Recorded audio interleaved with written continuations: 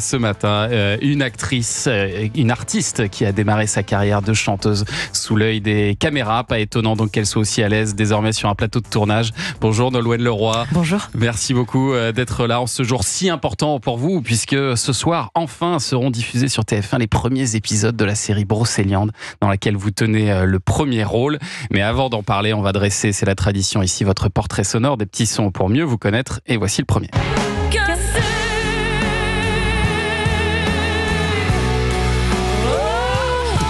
On essaye, mais catastrophe à chaque fois. Ça passera. On peut pas la chanter cette chanson, ou pas. Ça ne passe pas. Ça ne passe mal, ça ne passe jamais. C'est à ne pas prendre en karaoké cassé. Oui, on a essayé. J'ai pas souvent choisi dans les castings et tout ça, c'est vrai, mais c'est parce que très risqué. Ouais. c'est ingrat quand même. Enfin, dur à chanter. Ça passe ou ça casse, hein. C'est ça. Pour vous, c'est passé. C'est le premier single que vous avez sorti après votre victoire à la Starac en 2002. Et ce qui est intéressant et qui a peut-être fait d'ailleurs que vous avez gagné ce concours, c'est que vous n'aviez pas du tout le profil pour faire de la télé-réalité, Nolwenn Leroy. Vous veniez du lyrique, du classique. Vous n'étiez pas vraiment formaté variété pop, quoi.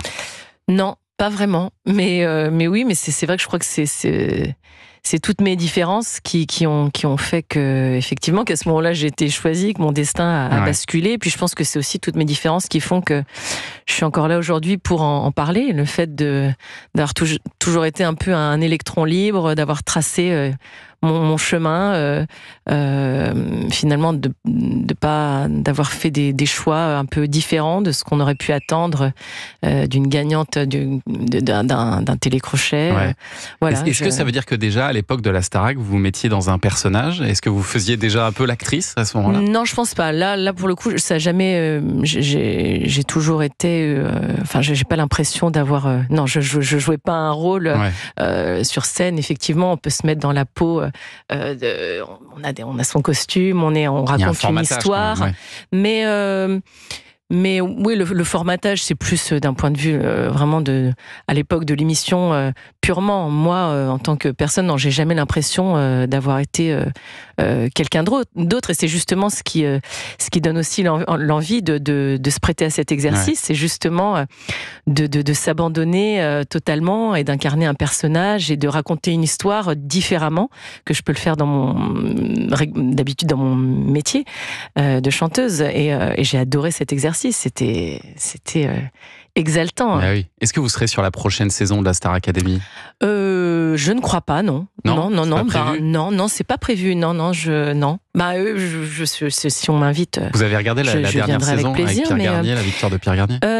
Oui, j'ai jeté un œil un peu. J'ai trouvé que c'était vraiment que la Starac avait retrouvé de sa superbe, et je trouve que c'est bien. Ça prouve justement la qualité et la force de ce programme, de cette école d'art, de chant, de danse, de théâtre. Et puis au-delà de ça, aussi de la longévité, le fait que les artistes finalement qui ont été révélés par cette maison sont inscrits dans la durée pour la plupart, d'ailleurs pas que la Starac, ce qui n'était pas à gagner il y a 20 ans. Aujourd'hui, c'est beaucoup plus doux, plus simple, on va dire. Ça faisait longtemps qu'on n'avait pas vu une star comme Pierre Garnier. Je crois que la dernière fois, c'était Nolwenn Leroy. La dernière fois qu'on a vu. L'accueil n'est pas le même aujourd'hui que ce que nous vivions à l'époque. Mais à l'époque, c'était tellement énorme aussi. Je veux dire, c'était aussi c'était la folie. Oui. C'est vrai qu'aujourd'hui, le succès est énorme, mais c'est vrai que par rapport à il y a 20 ans, c'est encore différent. La télé a changé aussi en 20 ans. Un autre extrait maintenant.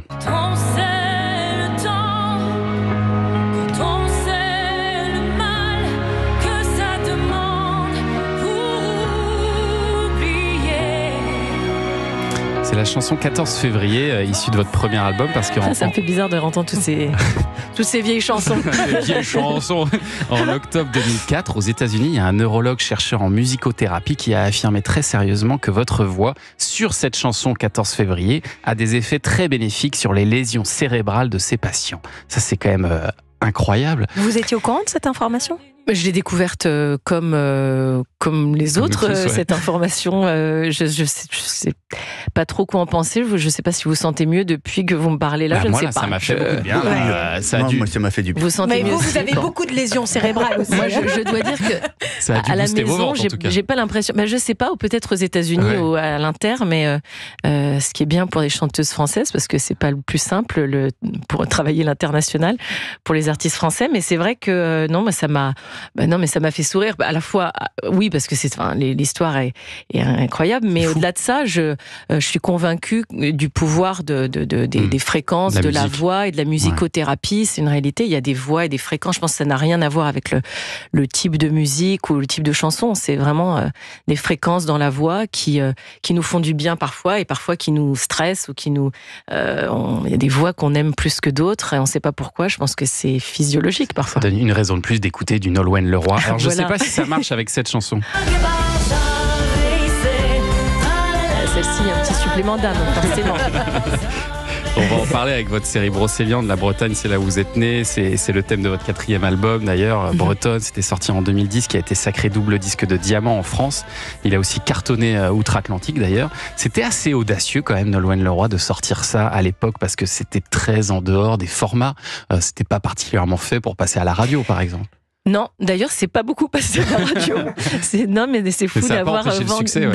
Mais oui, c'est ça qui est incroyable et c'est fabuleux dans une carrière d'artiste de vivre une aventure comme celle-ci autour de ce projet qui a fédéré autant de monde, justement sans avoir le soutien. Enfin, j'avais le soutien des médias, mais je veux dire, la radio, c'était pas effectivement comme vous parliez de format tout à l'heure.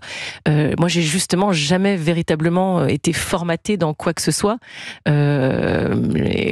Dans mes choix, ça n'a jamais été fait pour ça et avec tout ce que cela a pu me coûter parfois et en même temps je ne vois pas mon métier autrement en fait qu'en allant au bout de mes envies et de travailler sur des projets de cœur, d'écrire mes chansons, prendre le temps qu'il faut aussi. C'est vrai que je suis pas toujours très présente, je suis un peu dans mon coin, faire ma petite cuisine, écrire mes chansons. Alors, c'est une autre façon de vivre ce métier dans un monde où il faut être très présent aujourd'hui, là tout le temps et occuper l'espace. C'est vrai que mais ça peut être un risque. Mais pour moi, je sais pas. Je me dis que j'ai la chance d'avoir un public très compréhensif. On va vous faire légèrement mentir, Nolwenn Leroy, puisqu'on écoutera Trimatologue tout à l'heure en entier. Ça va sur en radio, ça passe super bien. Vous allez voir, ça passe très très bien. Et puis la Bretagne, on va continuer à en parler parce que votre série Brocéliande commence ce soir à 21h10